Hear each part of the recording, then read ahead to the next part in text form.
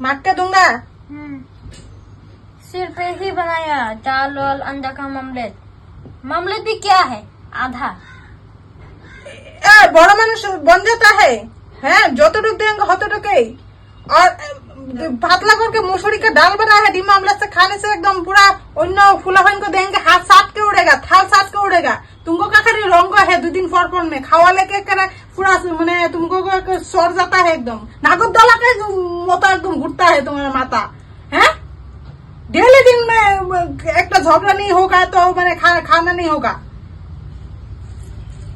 अच्छा एक तो भात भी नहीं खाएगा थाल में, सब 7 फुट के जो तो खाना पड़ेगा।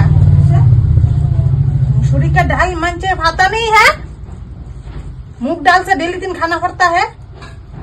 7 का दाल है, एकदम अशांति कर दिया है हमको।